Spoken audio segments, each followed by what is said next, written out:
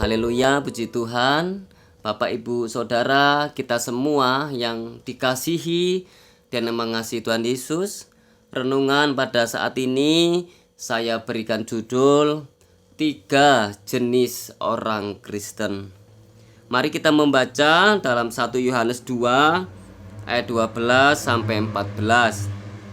Aku menulis kepada kamu, hai anak-anak, sebab dosamu telah diampuni oleh karena namanya. Aku menulis kepada kamu, hai bapa-bapa, karena kamu telah mengenal Dia yang ada dari mulanya. Aku menulis kepada kamu, hai orang-orang muda, karena kamu telah mengalahkan yang jahat. Aku menulis kepada kamu, hai anak-anak, karena kamu mengenal Bapa. Aku menulis kepada kamu, hai bapa-bapa, karena kamu mengenal Dia yang ada dari mulanya.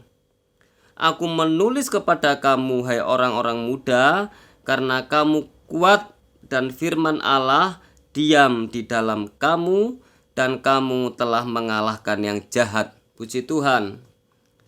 Dalam ayat-ayat yang baru saja kita baca dan dengarkan, Rasul Yohanes membandingkan pertumbuhan rohani kita dengan pertumbuhan jasmani seseorang, dari anak-anak hingga menjadi seorang ayah. 3 kelompok orang, yaitu anak-anak, orang muda, dan para bapa di sini adalah usia rohani. Jadi bukan dalam artian usia jasmani. Ada 3 arti yang dimaksud dari anak-anak, orang muda, dan para bapa. Yang saya berikan judul yaitu 3 jenis orang Kristen. Yang pertama adalah anak-anak. Yang dimaksud di sini adalah anak-anak yaitu petobat baru. Petobat baru yang masih butuh diberikan susu ketimbang makanan keras atau diberikan makanan daging untuk menolong mereka bertumbuh. Mereka lebih membutuhkan susu. Dan Yohanes berkata, anak-anak telah mengalami 2 hal. Yang pertama adalah mereka mengenal pengampunan. Dan yang kedua, mereka mengenal Tuhan sebagai Bapa. Tetapi untuk yang lainnya, mereka hanya tahu sedikit. Jadi, jenis yang pertama, orang Kristen ini, yaitu petobat baru ini, banyak dilayani. Banyak dilayani. Yang kedua adalah orang muda. Yang dimaksud orang muda di sini adalah mereka yang telah bertumbuh dan mendewasa. Yohanes menyebutkan 3 hal tentang mereka. Yang pertama, mereka telah tumbuh cukup kuat dan melebihi bayi-bayi yang masih lemah. Mereka telah makan firman Tuhan dan mereka telah mengalami kemenangan dalam peperangan melawan kuasa jahat atau kuasa iblis. Dalam 2 Timotius 2 ayat yang ketiga dikatakan di sana, ikutlah menderita sebagai seorang prajurit yang baik dari Kristus Yesus. Orang-orang muda di sini, orang Kristen di sini, yang diumpamakan dia seorang muda adalah mereka yang bertumbuh dewasa dan menjadi layak untuk bergabung dengan suatu pasukan. Orang Kristen yang sedang bertumbuh dewasa harus berkembang menjadi prajurit yang baik dari Kristus Yesus. Dalam kehidupan sehari-hari, Bapak Ibu Saudara, kehidupan pribadi kita, pasti ada yang bisa kita katakan peperangan, peperangan rohani. Contoh sederhana, bagaimana ketika kita akan merenungkan firman Tuhan, akan bersekutu ya. Ketika kita ingin mendekat ya secara pribadi ya, secara intim kepada Tuhan, ada banyak kendala, ada banyak godaan, halangan, yaitu bisa malas, bisa kita tidak semangat, bisa kita juga tidak ingin, tetapi kita mengerti, kita tahu itu perlu kita. Nah, ini adalah peperangan sederhana yang bisa kita temui di kehidupan kita pribadi ya, sehari-hari. Bahkan ketika kita berhadapan dengan sesama ya, mungkin dengan ucapan, perbuatan, mungkin kita merasa terluka, kita merasa mungkin disakiti, kita merasa disinggung ya, mungkin ada salah paham dan berbagai hal. Apakah kita bisa mengampuni, kita bisa mendoakan, kita bisa tetap memberkati? Ini hal-hal yang kita bisa jumpai di kehidupan kita sehari-hari ya, dalam keluarga, lingkungan kerja ya, dan di berbagai kondisi. Ketika kita sakit, mungkin mengalami kelemahan tubuh, apakah kita tetap percaya ya, bahwa Allah ya, itu pasti memperhatikan kita, menolong kita?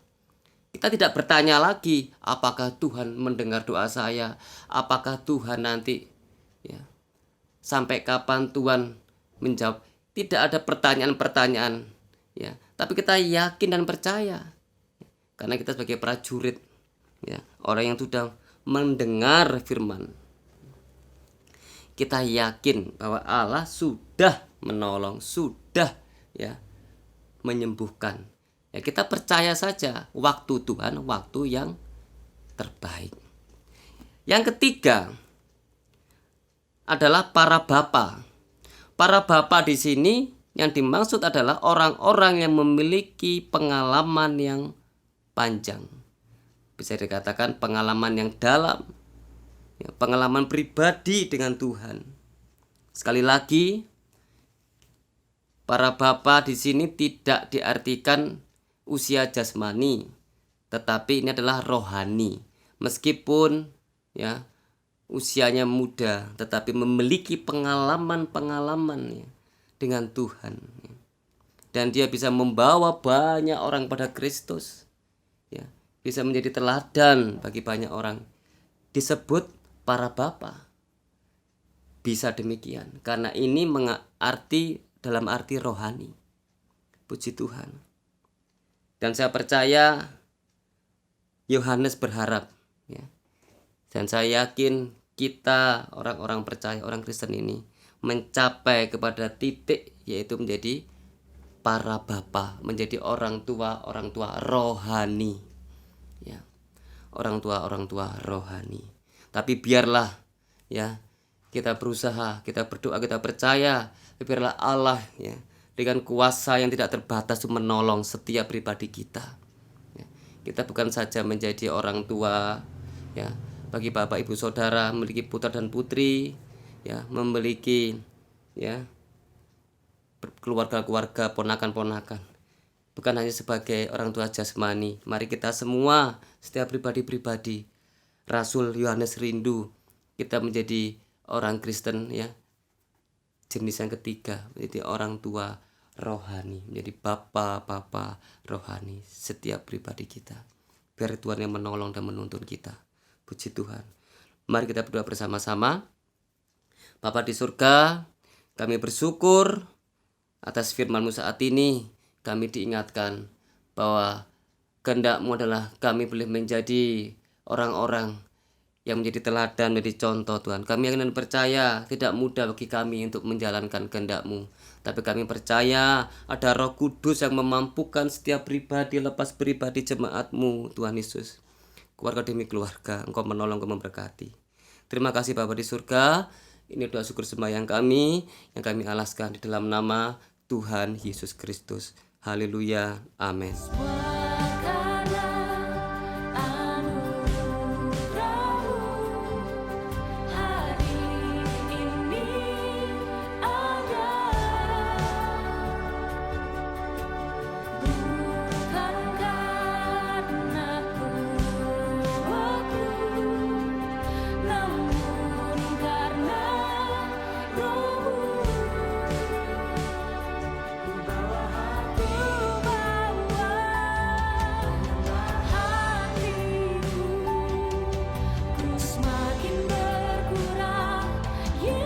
semakin